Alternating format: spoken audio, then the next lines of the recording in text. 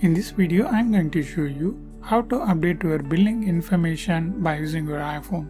Okay, it may be iTunes billing or App Store, or it's for AutoPay billing. You just need to open Settings app. Then click your Apple ID.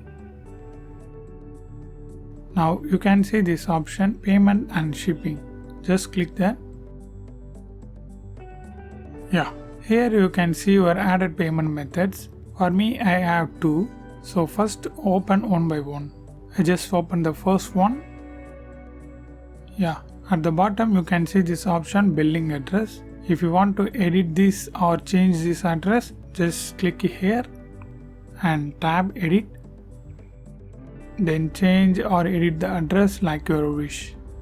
After you change the billing address, then click Done. That's it. It's changed now.